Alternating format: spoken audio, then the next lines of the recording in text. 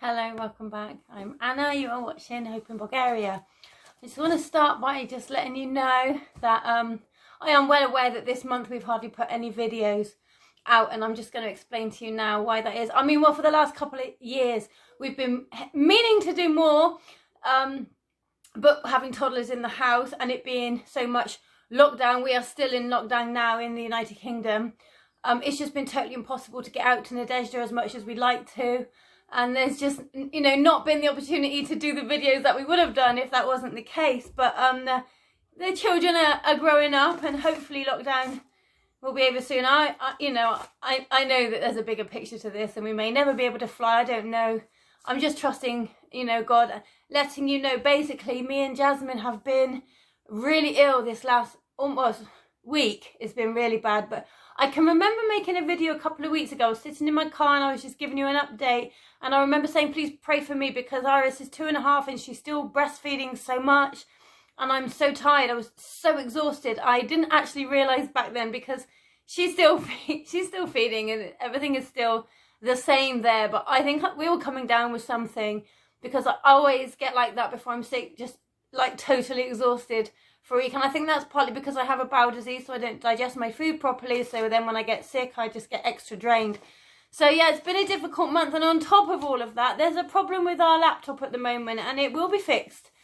But Jasmine has tried to do everything she can to correct the issue, but for now has worked out that she can download the editing app that she was, I think it's the same one she was using, maybe it's different, onto her phone and try and edit some videos on her phone. But I've told her not to worry about it until she's 100% better, because trying to deal with new technology on your phone, with a toddler in sickness is just crazy. And,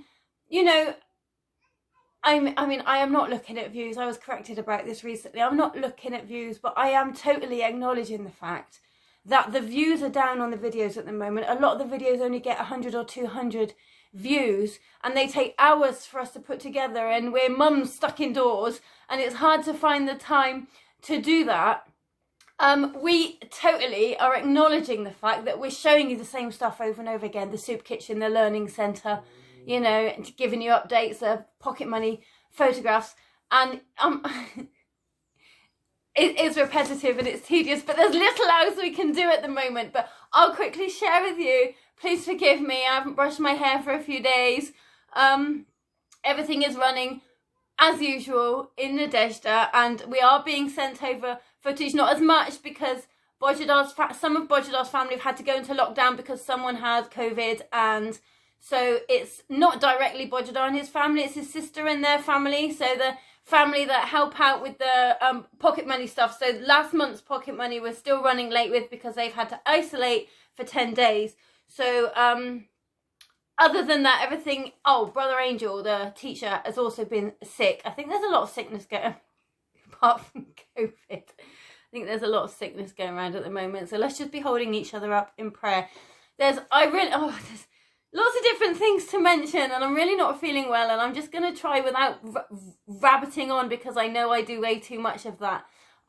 Just trying to share with you all, what's been happening. And so Mikko is, for those of you that know who Mikko is, I guess this is more for you guys, because I don't want to go on and on and on about somebody else. I'll tell you as much as you need, whatever. Anyway, basically what I'm saying is Mikko has been on my heart ever since we've been out, ever since we've been doing this. But recently, I guess for maybe say the last year, he will contact me every now and again. He's not an adult yet, so he can't work. He's had a terrible life, and the reason I said this is probably more for those of you that already know. I would really appreciate that if somebody that remembers Mikko or has a soft spot for Mikko, would get in touch with me. I would like to pinpoint prayer warriors and maybe a little bit of financial support for individual children that keep coming up.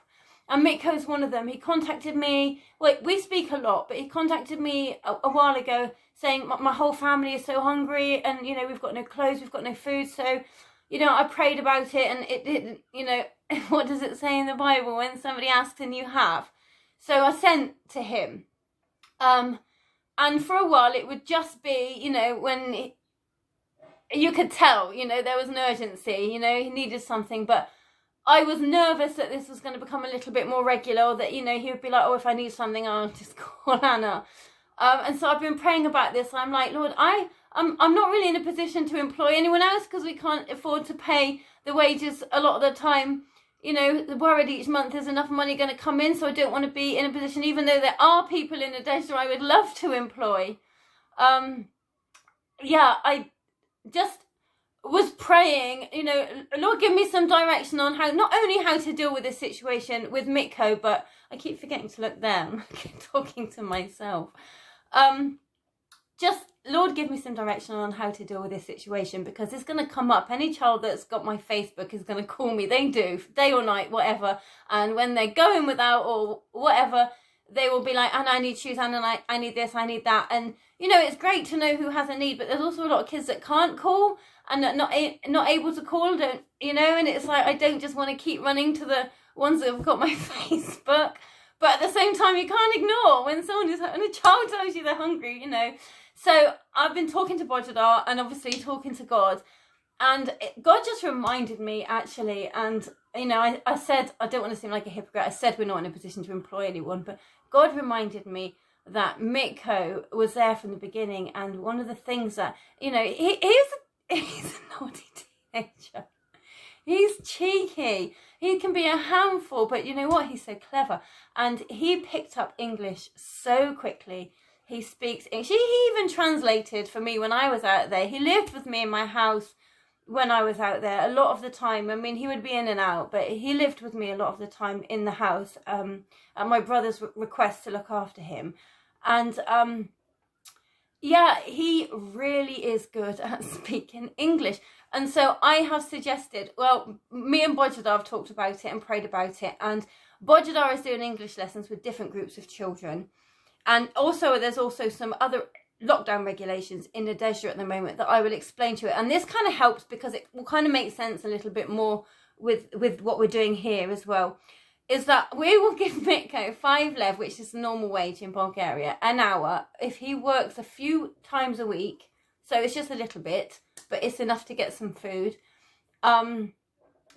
Helping, assisting Bodjadar to teach some children. I also believe that it will help him stay on track, because he gets, you know, caught into wrong circles. I'm not there, and I'm not going to say he's done this or done that or is doing anything. I don't know, but I know what it's like to be a teenager, and I know this kid goes without, and I know he feels totally unloved and abandoned and abused, and, you know, he calls me up and says, Mum, I need some food.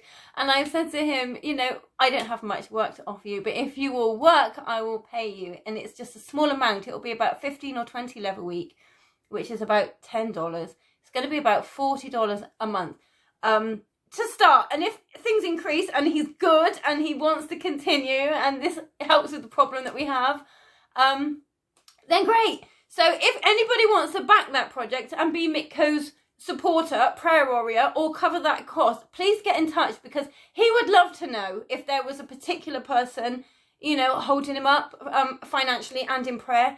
So yeah, let me know what you think about that. The other thing, lockdown in Nadezhda, they've been told no more than 15 people in a room at a time. So the learning centre is struggling because we're trying to juggle more lessons, because there are less amount of children that are allowed in each class, but they're working through it really well and dealing with it really well. And I made a suggestion to Bodjadar, and he loves it, that some of the people that work for us out there, Andre came to mind first, which is Bodjadar's brother, and he helps in the learning centre with the younger children. He's so childlike and fun that he's just so good with the little ones. He's gentle, which is rare there. And he plays the keyboard really well, amazingly. And so I've asked him if he would be interested in, you know, sewing that skill into any child in the learning centre that would be interested. If he just has a few, I've suggested, actually Bodjadar suggested, and I totally agreed, Yuri and Misho would really benefit from this. But I've asked each staff member to really search themselves and see if they have a skill, like the women that cook, you know, that all the girls are going to want to learn, and maybe the boys too, I don't know. I just know that it's very, you know, stereotypical role, you know what I'm saying. Anyway, so we're just trying to look in, searching ourselves for our skill. Me and Natasha would love to be out there, and we would love to be taking out midwives and dentists and, you know, speech therapists and other people that can just sew into these kids and, you know, give them some help and some education. But because we can't be out there at the moment, that's, you know, what we are able to offer. So all of our staff are just going to seek God and see what he is able to bless our children through their smaller classes, little groups, you know, little cooking lessons or little music lessons. Okay, and the vision, I don't really know how much I can get into this right now, because this was meant to be a quick update because I'm feeling ill and I've already been recording for 10 minutes. But basically, I'll try and sum it up. The vision was always Bojadar's father. His vision that God was going to bless them with somewhere to educate and worship. And so, what... You want a lollipop? Okay, we're going to get back. We're going to get back to... I'll make a new video really soon. And please be praying for me and Jasmine. Well, and the whole family. The girls have been not very well. You've been a bit sick, haven't you? A bit poorly. Mummy, yeah. A lollipop. You want a lollipop. So I would just say...